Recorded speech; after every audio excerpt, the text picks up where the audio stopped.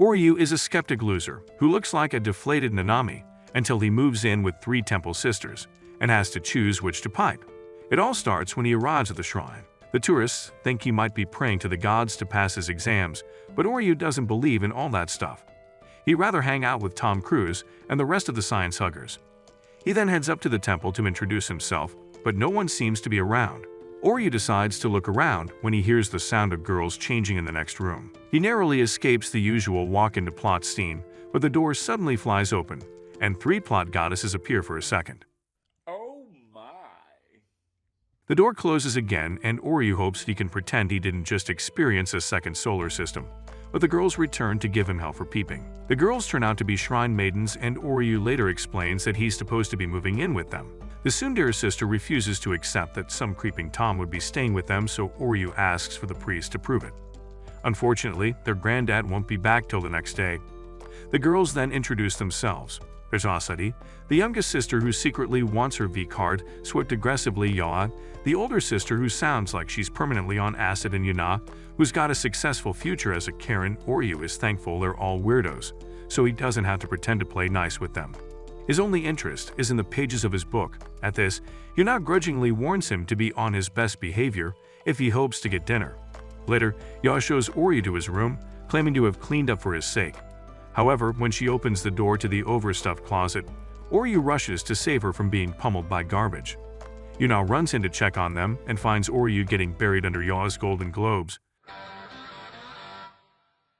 causing her to unleash the beast.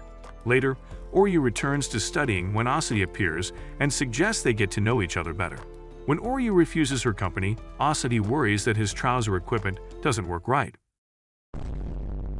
She then decides to comb through his luggage for proof that he can get it up at night. Oryu tries to stop her but slips on some shorts and lands right on her.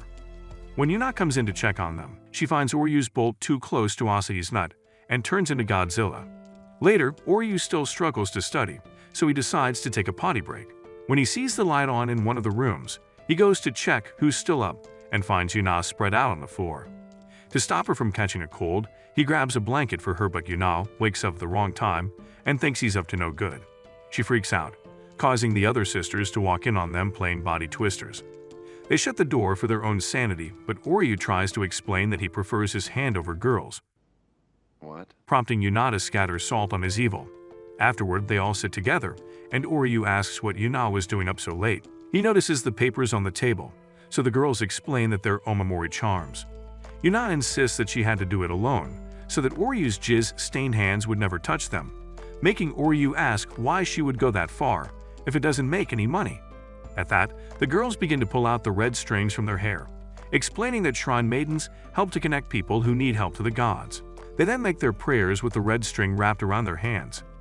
Oryu asks if the string is necessary, so they explain that the strings are something their mother left behind. Even though their mother is gone now, the string still helps them connect to her. Yuna asks Oryu what he was doing up to, so he says he was studying as usual. When he says he's trying to get into a prestigious medical school, the girls are surprised that he didn't just want to wank himself to death. The girls tell him that some of the gods are said to grant success in passing exams, and they're in the season of miracles. Apparently, there's a magical star shower happening soon, and legend says that if you let the stardust fall on you, your wish will come true. When Yuna assures him that the gods will surely hear his prayer, Oryu calls it a load of bull. As Oryu explains that the impact of a meteor would turn you into a pancake, Yuna goes pale from his blasphemy.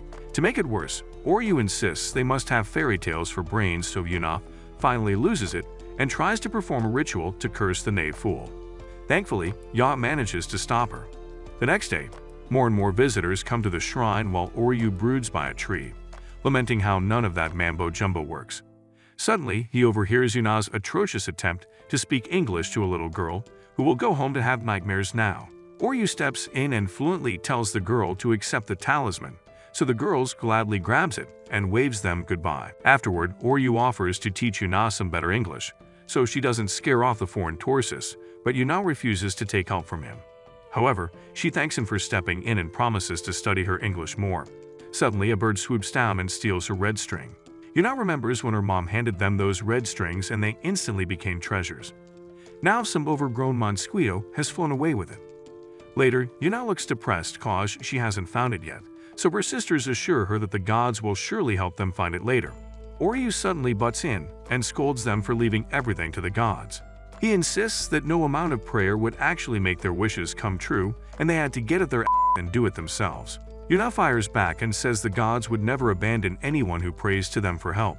As she walks off angrily, she tells him he clearly doesn't belong here. Oryu returns to his room, thinking it's best to stay away from Yuna. However, when the girls go to check on him, they find he's no longer there. Yuna immediately freaks out, and they end up wondering how they can make the two of them get along. Unfortunately, Asadi was too busy searching for any of Oryu's jizz materials to listen to Ya's worries. Suddenly, Ya notices a picture of Oryu and his mom, and Asadi reminds her of what their grandpa told them. Apparently, Oryu had lost his mom when he was young and ended up in an orphanage. They figure that he probably prayed to the gods back then, but got a divine middle finger in return. That's why he doesn't believe in the gods anymore. Asadi then assures Ya that Yuna and Oryu are more alike than they think, while Yuna eavesdrops on them. Meanwhile, Oryu searches all the birds' nests he can find for Yuna's red string. After failing, he decides to try again in the morning, but then he remembers the girls praying and decides to try it out. At the same time, Yuna searches everywhere for Oryu when she finds him praying for her to find her treasure. Yuna joins him and commends him on his prayer, so Oryu apologizes for being an asshat earlier. Yuna apologizes too, and when she sees his dirty hands, she tells him that since he has a little respect for the gods, he can live at the shrine. Just then, the girls show up, relieved to find them, though Asadi is convinced they were secretly taboo humping. They head back to the house together and agree that if a miracle happens, they'll be able to find the red string. At that moment, Oryu is shocked to see the magical star shower occur, so they all stare at it surprised. However, Oryu realizes it's just a meteor shower in cherry blossoms, falling at the exact same time. So much for miracles. The girls wonder how long the stick-up his is and ask if the sight in front of him isn't as beautiful as a miracle. Oryu finally agrees, and while they're talking, Yuna's red strings gets removed from a bird's nest and falls on top of her. The next day, the priest Chidori finally arrives, so the girls tell him everything was fine in his absence. Chidori then welcomes Oryu and explains that once he gets married, he'll take over the role of being priest. When Oryu asks what the hell is talking about, the geezer tells him he'll get to wed and bed one of his granddaughters. Oryu immediately objects and says he only planned on being a freeloader. He adds that he wants to be a doctor, not a priest, but Chidori assures him that being a priest is flexible, so he can work 2 jobs. The girls also object, but when Chidori ignores them, Oryu insists that he won't go through with it. Chidori calmly informs him that he plans to transfer him to a school that would increase his chances of getting into his dream university. Upon hearing this, Oryu begs him to forgive his insolence and asks how many grandkids he wants. Chidori laughs as he walks away, while Oryu plans to find a way to escape any pesky wedding bells. Later, the girls hold an anti-Oryu meeting led by Yuna, who thinks the old man must have dementia. The other girls agree that it would be weird to marry him out of the blue, and Yuna adds that Oryu doesn't even believe in God. They wonder what they can do, so Yuna suggests they find a way to kick him out of the house. After, the operation commences and Yuna tells Oryu he'll have to do housework instead of freeloading. His first task is cooking, so Yuna shows him a fridge emptier than Ye's brain. She figures there's no way he can whip something up with those ingredients, but she stands corrected when he presents a Gordon Ramsay special. The girls quickly stuff their faces, and even though the meal was impeccable, Yuna says he's not off the hook yet. Next up, he's forced to do the laundry. Yuna hopes he'd fold under the heat of the sun, while Ye wonders if it's a good idea to give him access to their plot covers. Surprisingly, Oryu doesn't bat an eyelid at their unmentionables, and it ends up being more of a challenge for the girls to witness. After suffering this self-inflicted embarrassment, Oryu folds the laundry into neat piles that make them look like they were brand new. However, Yuma insists that it's not over yet and is forced to whip out her secret weapon. Oryu will have to clean Ye's room. Ye's room is the spitting image of a pigsty, so Yuna wished him good luck on his mission. Oryu wondered where to start from, as his nose was getting defiled by something rotten. He discovered the source was some oil paintings, since Ye was an art major. Oryu almost lost his life in the process, but he presented a sparkling clean room in the end. Ye felt they should let him stay in the house after putting him through that, and Asadi added that they could use a handymaid too. When Oryu heard this, he thanked them for their short-lived hospitality, but if he had to do housework every day, he wouldn't be able to read for medical school. Because of this, Oryu packs his bags and leaves to achieve his dreams. The girls felt weird about his exit, but Yuna insisted that their plan must have been a great success. However, Ye and Asahi looked sad to see him go. Later on the train, Uryu was back to studying hard, while the girls were secretly stalking him. They tease Yuna for being a softie, though she denies even having a heart. They wonder why Uryu was passionately aiming to be a doctor, and thought it was probably because of his mother. The stalking continued from the station, all the way to a secluded area where the trail ended at a house haunted by crows and bad omens. Yuna worried that Uryu was planning to live in the slums because she kicked him out, but Uryu snuck up on them and scared the salt out of Yuna. They wonder what's up with all the kids, while the kids try to name the planets on their chests. Uryu asked them what they were doing there, but he got interrupted by the owner of the house and a Dr. Mahiru. They head inside and Mahiru explains that she runs the orphanage called Miracle Garden. She thanks the girls for taking in a deadbeat like Uryu and says they're too pretty to be his future wives. She assures them that Uryu has some good qualities and teases him for aiming to be a doctor because of her. Uryu stops her before she mentions what he does at night. Then he insists he's not returning to the shrine or marrying them. Mahiru quickly grabs his mouth and threatens him, reminding him of the strings she pulled to get him a foster home. After, the kids run up to Uryu to show him their paper cranes, and when Uryu looks surprised, another girl named Shireti pops out. Uryu wonders what she's doing there, but she says she was just visiting. The girls wonder who she is, so Uryu explains that she's a childhood friend that used to live there too. Asadi bets Uryu's the reason she dresses like a boy, but Yuna tells her to cut it out. One of the kids shows his paper crane to the girls and says it's for his mom. So Mahiru explains that they also take care of parents whose illnesses make it difficult to care for their kids. That's why they were making paper cranes on strings to send to them. The girls think it's a great idea, but Uryu calls it a waste of time. Yuna tells him he's wrong and tells the kids to ignore the buzzkill while they help them with their cranes. After a while, the girls present a train wreck. Ye's crane was doing way too much. Yuna was too slow with hers and Asadi was too clumsy. The kids gather round and tell Uryu the girls were a waste of twin planets and asks for his help instead. Uryu couldn't resist their pleas and helped them make 1,000 paper cranes. The girls marveled at how good he was, while Uryu lamented wasting his precious time on screaming children. However, when he overheard a kid wondering if the crane would truly help his mom get better, it triggered a memory from his past. He grabbed the paper crane and handed it to the kid, assuring him that when the doctors see the charms, they'll do their best, so the boy cheered up instantly. Mahiru walked in and told the girls that Uryu was so good at paper cranes because he folded thousands of them for his mother. Because of that, he's the one who understands the kids the most. The girls realize that Uryu wants to be a doctor because of the kids, so Shirati adds that Uryu has always been there for them when they're anxious or sad. At that, Mahiru calls the girls' attention and tells them to take good care of Uryu. Later on, the girls continue to play outside with the children, while Mahiru congratulates Uryu on bagging 3 shrine ladies. However, Uryu laments that they wanted him to do all the chores, making it hard for him to study at all. Mahiru says Uryu has always been able to do many things with his hands, but his mouth has had a hard time keeping up. However, she assures him that those 3 girls came all this way because they care about him, and he'd be making a mistake if he thought he wasn't welcome. She then reminds him of when he was a kid and wanted to help her with all the chores or taking care of the kids. Mahiru had told him that she was glad to do it all herself. Uryu smiles and decides not to complain anymore, even if it means doing everything like she did. Mahiru approves and wishes him good luck. Later, the girls tease Uryu for having a crush on Mahiru, but he tells them to shut their pie holes and explains that he owes her his life. He then apologizes for being selfish and leaving the house like that. He offers to do any housework they want him to, so Yuna tells him that they'll become lazy if they do that. So they all offer to help out since they're family now.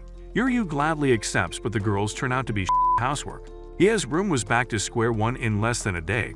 Asahi didn't understand the concept of using a line, and Yuna could watch paint dry faster than she could cook.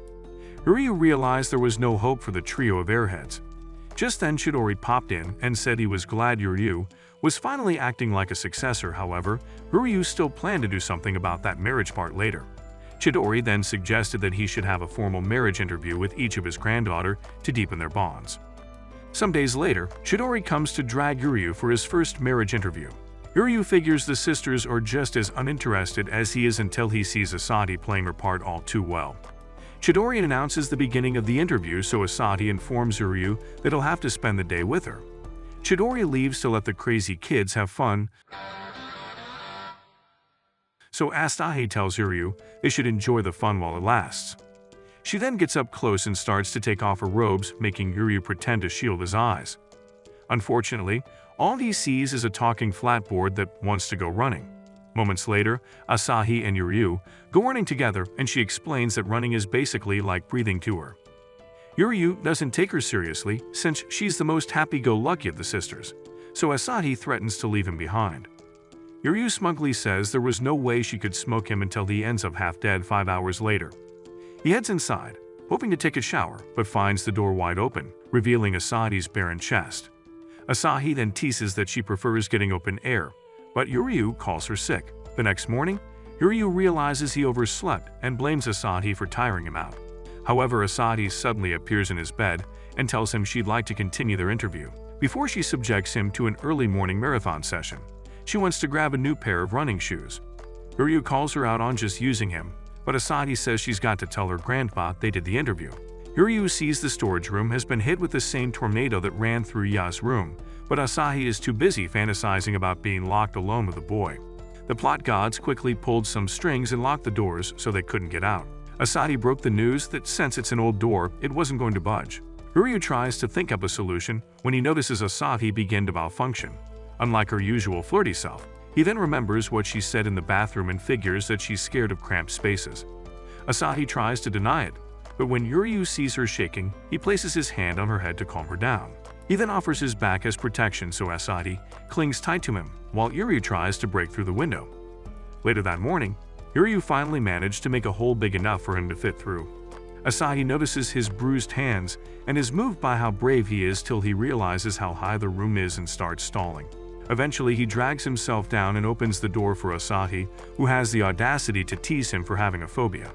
As they leave, Asahi thanks him for his help, so Yuryu turns around and tells her that now that he thinks about it, she sometimes has a childish side.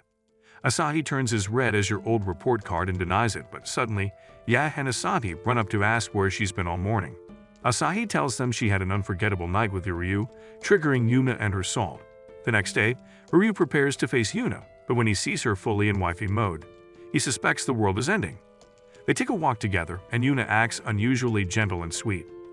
Yuryu wonders who this is and what she did with Yuna, till he notices her wave off a cat.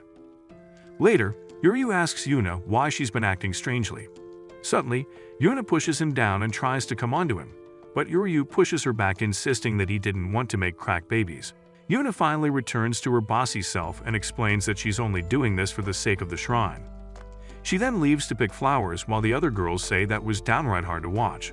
Later, Yuryu tries to ask the girls why Yuna is doing way too much if she really hates him. That's when the girls reveal that Yuna is only trying to protect them from the grim fate of marrying Yuryu's ugly face. Apparently, she's always been like that, so Yuryu asks the girls what Yuna likes. Later, Yuryu tells Yuna to get changed so they can continue the rest of their interview. He then takes her to a cat cafe, and though she tries to deny being a closeted cat lady, she can't stop herself from making goo-goo noises at it. She suddenly suggests they leave, but when Yuryu reminds her they just arrived, she says she can't afford to be lazy. Yuryu tells her that the girls are worried that she's been overworking herself for the shrine, but Yuna insists that it's her mission. Yuryu can relate to her, but he reminds her that her sisters also matter, so she should treat her downtime as part of her mission too. Yuryu offers to forget his studies and play with cats for the rest of the day, so Yuna also lightens up and starts having fun with her kitty. Later, Yuna says she needs to take her sisters there sometime, and Yuryu agrees that it's pretty addictive. Yuna then tosses a doll to him and thanks him for getting her out of her to relax. When Yuna acts unusually sweet and calm, Yuryu asks if she has a brain parasite, making Yuna default to factory settings and toss salt at him. The next day, Yuryu waits for his last interview with Yae, but when she takes her sweet time, he barges upstairs to ask why. He accidentally walks in on her changing and nosebleeds his way out. However, when he asks what's taking so long, she assures him she'll be out in a second. A week passes and Yuryu returns prepared to barge in on her, but he finds that she's gone already. When he asks the girls, they have no idea where she went, and when Yuna starts to panic, Yuryu tries to figure out where he could have gone. Later, Yuryu finds Yae drawing at the Inari shrine and asks her what she's doing. When Nae asks how he found her, he tells her the creepy fox drawing kind of tipped him off. He then insists on knowing the reason why she ditched the interview, so Yae asks if he really has a crush on her. When he tells her to cut it out, She says it's a secret and assures him we'll probably find out soon enough. Ye suggests they do the interview at the shrine instead, so they go around taking pictures and acting like total tourists. Once the interview is over, Yadi hands him a charm to ward off evil as a token of her apology. As they walk off, Hiryu wonders if there's more to Yahi than being an airhead, but then she suddenly asks who he's chosen to marry. Ya lists Yuna and Asahi's good sides, but for her, she's got something a lot more soft and bouncy to offer. Hiryu gets flustered and accidentally steps off the staircase, causing him to fall backward. His life starts to flash before his eyes until he sees memories he doesn't recognize, hinting that he'll marry all three sisters. He then wakes up and sees it was all a dream. Later, he heads to Ya's room to find out what really happened after their interview, but the idiot is of no help. Yuna shows up to nag Hiryu for bothering Yadi. Then she sends him to go pick up some tea cakes for an important guest. While Yuryu's at the store, he overhears some aunties talking about the upcoming Amigami festival, but they haven't been to the shrine in a long time. When Hiryu returns to the house, he finds the important guest who advises them to put the shrine up for sale. Chidori introduces the white-haired man as Moemon, who is basically the shrine's sugar daddy. Moemon explains that since the shrine isn't pulling customers like before, they'll have to stop his financial support, but he offers to let them keep the house. When their mom was still alive, she was once able to gather 1,000 people to the festival, but since she kicked the bucket, they haven't even pulled 30% of that. Suddenly, the man's face wrinkles like Sukuna's finger, as he mocks their mother for working herself to death. Yuna almost burst a blood vessel in anger, but her sisters manage to calm her down. Hiryu quickly interrupts the cruel man and tries to cut a deal in exchange for pulling 5,000 visitors to the festival. When the man warns him that his dreams are childish, Asahi comes to his defense and says they're no longer kids. Ye politely asks the bitter old man to give them more time, so they all vow to appease him. Moemon agrees to the deal, but he refuses to give them money for the festival, and adds that if they fail to pull 5,000 people, they'll have to give up the house too. After hearing this, Hiryu is surprised to hear the girls agree to the terms with Chidori in full support. Before leaving, Moemon shows them his severe pink eye condition and warns them not to regret their decision. Afterward, Yuna scolds Hiryu for provoking the devil's younger brother, so the girls try and think up a plan to pull it off when they notice Hiryu's gone. They find him weeding through the previous festival registers and agree that they might be able to pull it off with his help. The next day, Hiryu looks like he's one eye bag away from becoming a zombie when he informs the girls of a drop-in stalls at the festival. The girls explain that since their mom died, they became estranged from the stall owners and Chidori was too busy taking care of them to keep up. However, the girls insist that they're old enough to run the festival by themselves now. Hiryu suggests resorting to Plan B, which is to use social media to get people's attention, so Yuna assures him that they're masters of the internet. Their first poster turned out horrible, so Hiryu suggests using them as the campaign girls. Asahi mocks him for thinking they're cute, but Hiryu is not ashamed to admit that he does. Yuna objects to doing such a vulgar thing as a shrine maiden, so Asahi volunteers to do the work, since she's the cutest sister. Unfortunately, she was only cute enough to garner one like, which was probably sent by her mother's ghost. Since that didn't work, they tried a strained picture of Yuna, but only 2 people gave a shit. Frustrated, Asahi turned to Yai's outrageous cup size to do the trick, but it got 0 likes and Hiryu now had to bleach his eyes. Hiryu points out that she's barely advertising the shrine or the festival, so Asahi plans to try lewd photos in their maiden uniforms. At this, Yuna shows up and calls her a failure as a shrine maiden for disrespecting God. Asahi fires back and insists that Yuna is the real failure for thinking God was the only important thing to consider. As the girls face off, Ye appears and warns them to behave so they don't get on her bad side. However, at the dinner, the girls don't say a word to each other, which bothers Hiryu. Later, Hiryu finds Yuna practicing her selfie poses when he asks if she's made up with Asahi. He then shows Yuna just how hard Asahi has been working and asks if she still thinks she's a failure. At this, Yuna texts Asahi a selfie of her to ask for pointers. While Asahi responds to her excitedly, Yuna hugs her from behind and apologizes for being a tsundere. The girls finally make up, so Yehi runs in to join the mushy moment, and while the girls are messing around, Hiryu takes a picture which ends up going viral. After, they continued to make TikTok content of the shrine that did just as well. Because of this, Hiryu suggested they move on to Phase 2, which was making limited items for sale. Yadi was put in charge of designing the talismans, but 2 days later, Hiryu almost ran mad from asking her for the designs. The airhead had been procrastinating the whole time, but she assured him she'd get it to him the next morning. Uryu later realized they were in trouble because everything from Ya's mouth was a lie. When he checked the room for her, she was already gone. Meanwhile, Ye was by the river watching some koi fish K-drama. When she saw the fish in love, it finally gave her inspiration for her own design. The next morning, Uryu showed the girls his replacement talisman designs, but they told him to stick to studying medicine at all costs. Just then, Ye wandered in with the new design, which everyone immediately praised for her genius. Ye explained the design of love was so they could reel in the young and desperately single. Uryu scolds Ya for being lenient with her pace and promises to keep an eye on her next time, but the girls call him creepy for wanting to stalk an older woman. However, Ye feels grateful that he'd go that far for her. Now with their social media success and the new talisman designs, the girls are excited for the festival. But Uryu tells them they have one more important thing to do. Later, they head toward the town's shopping district, and the girls lament how nervous they are. They eventually meet with the stall owners from before, and Uryu asks for their help to make the festival a success. After explaining that the shrine was in financial trouble, Uryu and the girls vowed to ask for their help. To their surprise, the stall owners were more than happy to help. The girls hoped they were not imposing, but they explained that they had already been discussing the festival anyway. The stall owners admit that ever since the previous owner died, they had been reluctant to go there, but they never thought the shrine would be struggling. Their families had been helped by the Amigamas for generations, so they were glad to help them protect it. Uryu and the girls thanked them for their help. Then the stall owners suggested they hold a strategy meeting immediately. Later, as the girls watched Uryu with the stall owners, they were reminded of their mother. They admit that they've learned so much thanks to Uryu, and believe they can finally make the festival a success. The day of the festival arrives, so Uryu and the girls get ready to gather those visitors and save the shrine. However, when hours pass and they've had more tumbleweed than visitors, they figure something must be wrong. At that moment, Asahi runs up with a phone and shows them a fake account claiming the festival has been cancelled. Ye suggests warning the people about the fake news, but their account was already blocked since they looked like imposters. At the same moment, the Japanese Voldemort rejoiced in the success of his plan to teach the Amigami girls a lesson. Back at the shrine, Uryu and Asahi curse Moemon for doing this, since no one else would be sick enough to try it. Yuna reminds them of all the effort they put in for the festival, which was going to get ruined by a man whose eyes looks like toenail clippings. Yak and Asahi feel just as bad as Yuna, but Uryu assures them it's not over yet. After looking at the festival schedule, Uryu suggests they focus on the afternoon events to draw visitors' attention. He tells the girls a plan to attract sweaty dudes in New Balance sneakers, and the girls freak out and warn him they might get in trouble.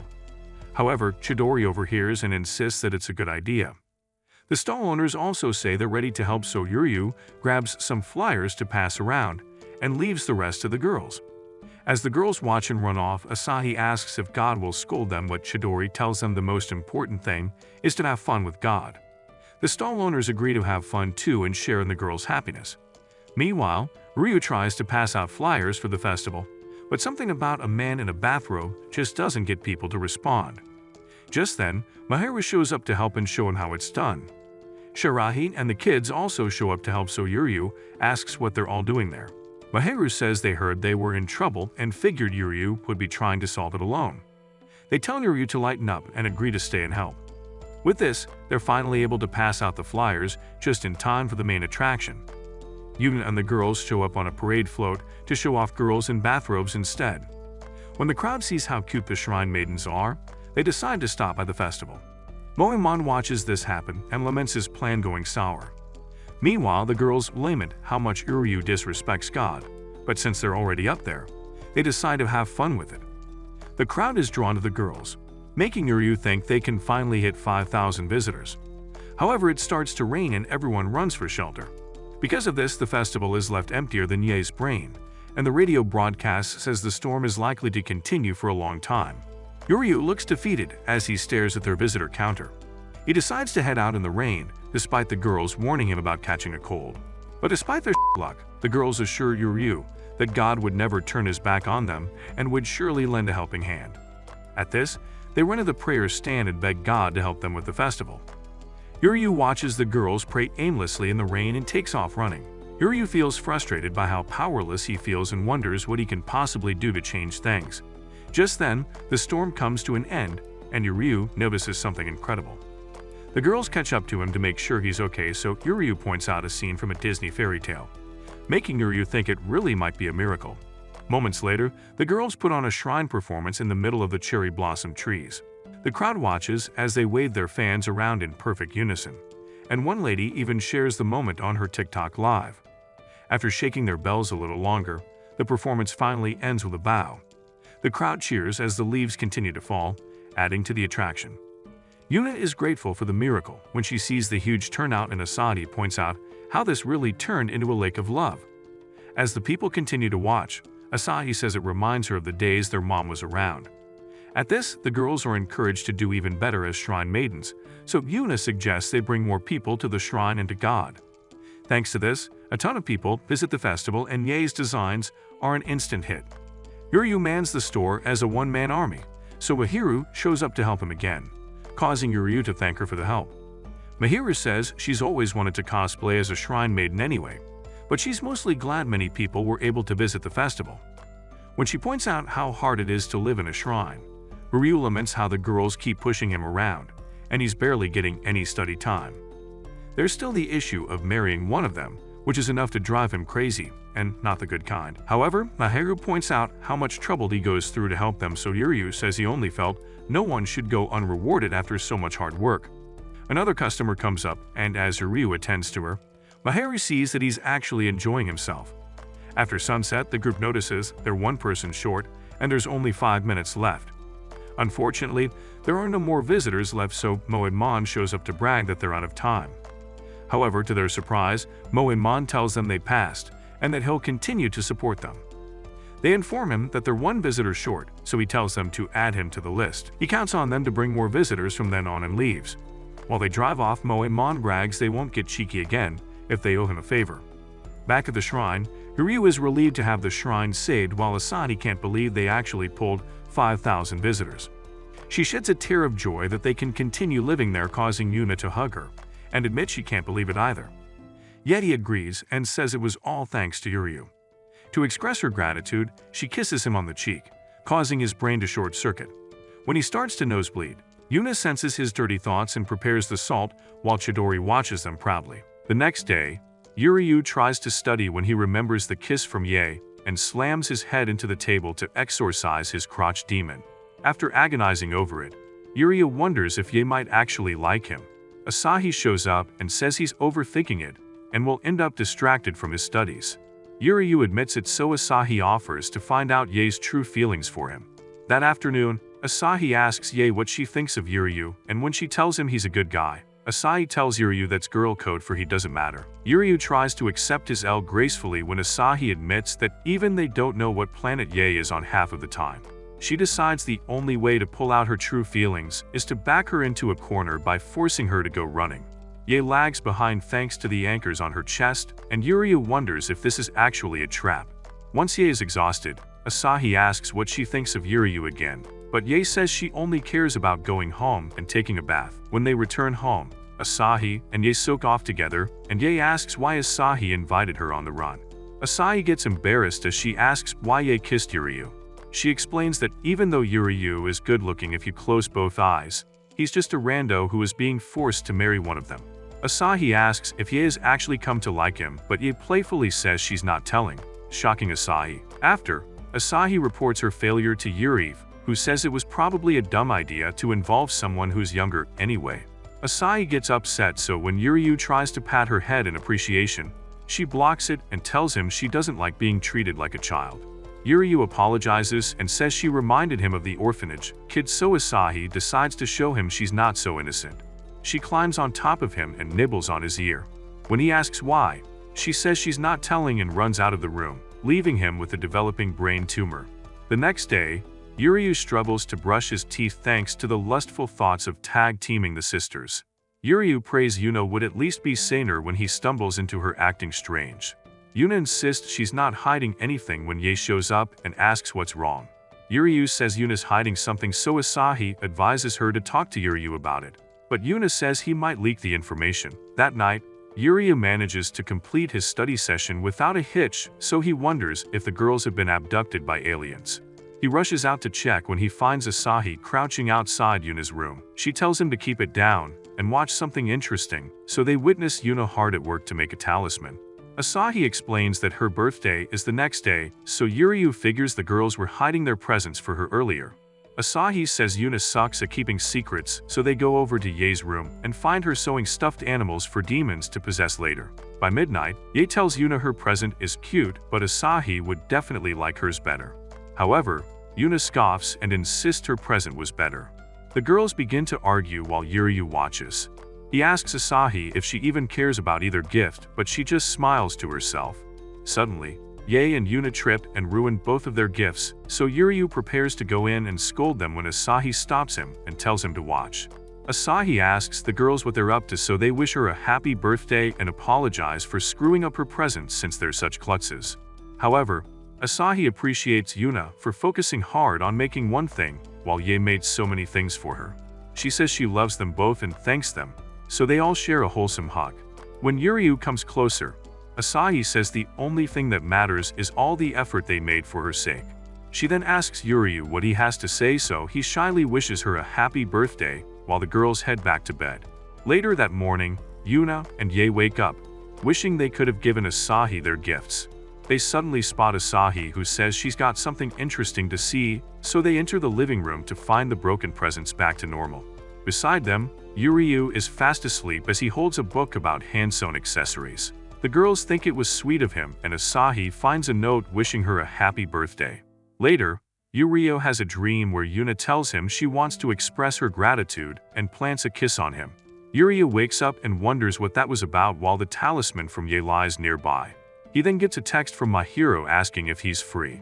Later, Asahi and Ye show up in Yuryu's room with their requests when they notice he isn't in there. Yuna tells them he was called by Mahiro, so the girls say they'll simply wait for him to return. Yuna worries that they're relying too much on him and brings up Ye's surprise kiss. Yuna hopes Asahi hasn't done anything R-rated either, but Asahi's red face gives it away. Yuna proceeds to scold the girls, warning that they could ruin their reverence as shrine maidens. However, the girls tell her she's too cold toward him and ought to show some gratitude for everything he does for them. Meanwhile, Mahiro hands Yuryu a new uniform for school, so he asks why she called him over instead of delivering it. Mahiro admits that she wanted to see his face, making Yuryu flustered. She then asks how life with the Shrine Maidens has been, and Yuryu says it's been hell. Yuna is diligent but stubborn, while Ye is an airhead who only works at her own pace. As for Asahi, she's bad at detailed work too, so he ends up doing everything for the girls. Mahiro points out that he seems to be getting a kick out of doing all their work for them. She tells him that it's both his bad side and his good side, but he needs to focus on getting into medical school. After, Yuryu walks home with a new determination to become a doctor and repay Mahiro for everything she's done. On the way, he notices Yuna waiting for him and asks what she wants, so she says she just wants to talk to him. They take a walk together and the awkward silence kicks in. Suddenly, Yuna asks for his shoulders and begins to rub them so he feels better, but Yuryu wonders what's gotten into her. She notices his shoelace is undone and bends down to fix it, but when he sees the free access to her milk jugs, he insists on tying his shoe himself. Yuryu asks what's up with her, so Yuna says she's just trying to express her gratitude. At that moment, Yuryu remembers his dream and realizes everything is happening exactly like the dream. As Yuna keeps talking, Yuryu wonders if the dream was prophetic, which means she tried to kiss him. However, Yuna only thanks Yuryu, which leaves him relieved, until a girl mistakenly pushes Yuna toward him, just like in the dream. But this time, Yuryu stops her by putting his hand in the way. Then he scoots back and realizes the dream was right. Yuna grabs her salt bag and tosses salt in the air, then she tells him they should get going. Yuna wonders what Asahi's so conscious about, so he snaps back to normal and walks off. However, Yuna replays the moment they almost kissed and throws some more salt on herself to purify the filth in her heart. If you want the next part, comment, "A three-way is the only way." And if you like anime recaps like this, then watch this video right here.